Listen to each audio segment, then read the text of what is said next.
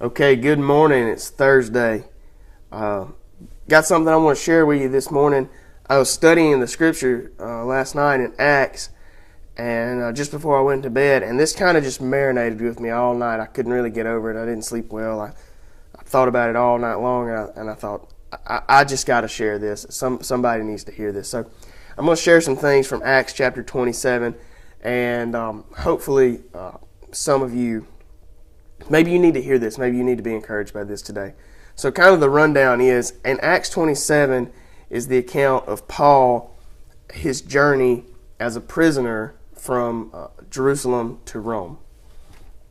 He was arrested in Acts chapter 22 for preaching in Jerusalem, and he had about 4 trials there in Jerusalem. And after about that third trial, he appealed to Caesar, which meant he had to go to Rome to carry on his trial.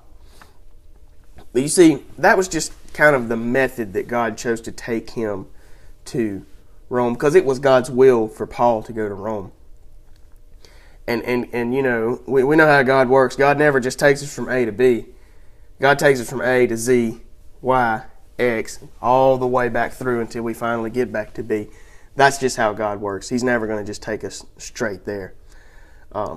Because He uses these things to show us, these troubled times to show us what He's capable of. So Paul had to go to Rome because, you know, not only while he was there in Rome, he wrote 5 of his 13 books from the Bible. You know, books that are important to the Bible. He wrote while he was in Rome. Of course, every book's important to the Bible.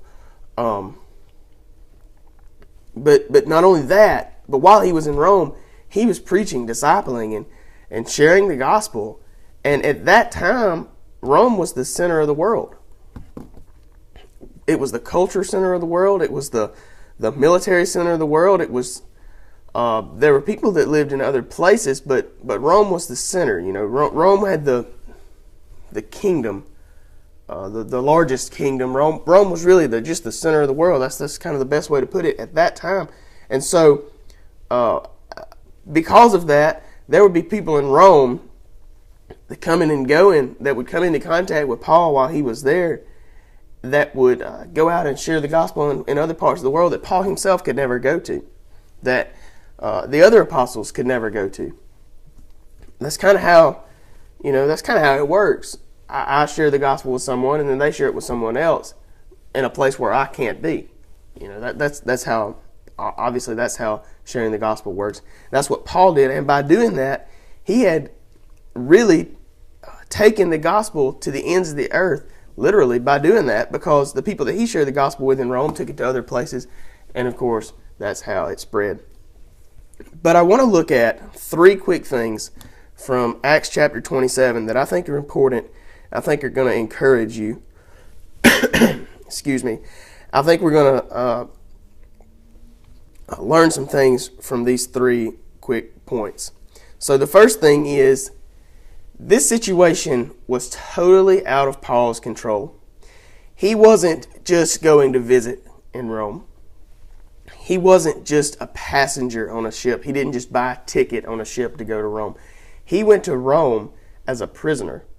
Paul went to Rome in chains. He went to Rome, really, you could argue that it was his choice because he had appealed to Caesar, which meant he went to Rome.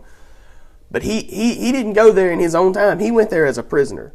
Okay, he was not in control of his situation. You know, I think chapter 27, verse 10 and 11 kind of shows how little control he had. Verse 11, but verse 10 says, Paul spoke to the ship's officers. He said, "Men, I believe there's trouble ahead if we go on, shipwreck, loss of cargo, and danger to our lives as well." Verse 11, but the officer in charge of the prisoners listened more to the ship's captain and to the owner than to Paul. So they weren't worried what Paul thought. Paul knew ahead of time that there was going to be danger. He knew that. God had shown him that. And it was a bad time of year to be sailing to start with. You can catch that in other verses. But Paul knew there was going to be danger, but they weren't listening to Paul because he was just a prisoner. Okay? So verse 20 through 26 says, "The terrible storm raged for many days, blotting out the sun and stars until at last all hope was gone." Okay, don't miss that. That's important. All hope was gone. 21. "No one had eaten for a long time, and finally Paul called the crew together and said, 'Men, you should have listened to me in the first place and not left Crete. You would have avoided all this damage and loss. But take courage. None of you will lose your lives, even though the ship will go down. For last night an angel of the God whom I belong and to whom I serve stood beside me, and he said, "Don't be afraid, Paul, for you will surely stand trial before Caesar. What's more, God in his goodness has granted safety to everyone sailing with you, so take courage." Paul said, "So take courage, for I believe it will be just as the angel said. But we will be shipwrecked." So again, God shows Paul through an angel this time that they're going to be shipwrecked, okay? But they are also all going to be saved, and that Paul is going to Rome. That God shows Paul that even though he's in this situation, that he's totally out of control. There's nothing he can do to change his situation. God shows him, "Hey, you're on my business. You're taking care of my will. You're going to Rome because I'm sending you there." And although it looks like it's bad, although it looks like this storm is just never going to stop, it says that the storm went on for 14 days. 14 days in verse 27. And so can you imagine being on a ship in the middle of a hurricane? And verse 14 says it was a typhoon. For 14 days, and you're completely out of control. And even the experienced sailors, they've done all they can do, and they're out of control. There's nothing the sailors can do to control it.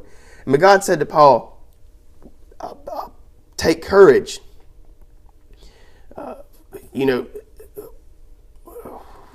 lost my place. But take courage, and none of you will lose your lives, even though the ship will go down. And I think that's important. A lot of times we feel like, man, I'm on this mission for God, or God's called me to do this, or I feel like God needs me to do this, or even other things, hey, I really feel like I'm supposed to be in school here. I really feel like this is the job that I need, but man, it's sure not going my way. Well, take courage, because oftentimes we're just in a situation that God put us in to show us something. All right. The second thing that I notice from verse 30 through 32, the point is it had to be by God's conditions. Okay. So verse 30 through 32. Then the soldiers tried to abandon the ship. They lowered the lifeboat from the front of the ship. But Paul said to the commanding officer and the soldiers, "You will all die unless the sailors stay aboard." So the soldiers cut the ropes and let the lifeboat drift away. It had to be by God's conditions, because God told Paul through the angel, the ship is going to sink. You will all be shipwrecked. But he didn't include anything but y'all just go ahead and get on the lifeboat before that happens. No, they had to be shipwrecked. It had to be by God's conditions. If they had gotten into the lifeboat, they would have died. Okay? Well, I think it's a little foolish in the first place. If you're on this giant ship and you can't handle the weather, what in the world makes you think a lifeboat's going to handle the weather? That just shows you how out of control they were. That just goes to show they had done everything they knew to do. They were at their end, and they weren't even thinking clearly. But they could be saved, but it had to be by God's conditions. Okay, so Paul was not in control, and they had to agree to God's conditions. Now, the third thing that I want to look at is at the end of the chapter, verse 39 through 44.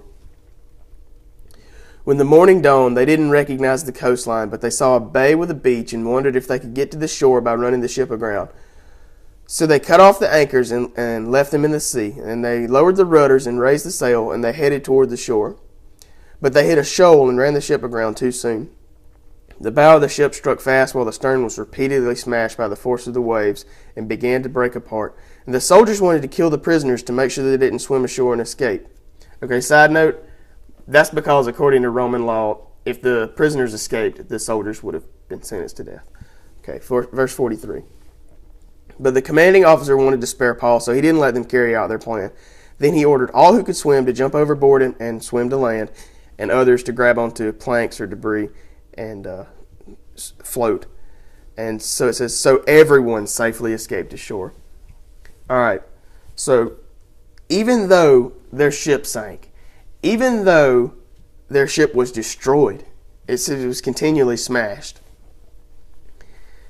even though all that happened, they all safely swam to shore.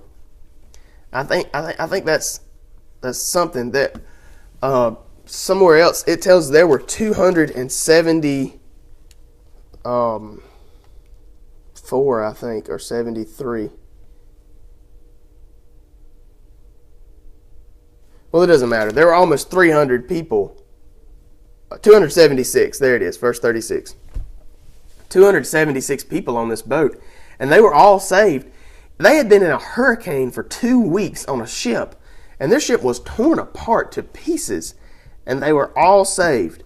Okay? And then later on, Paul does eventually get to Rome and stand trial before Caesar.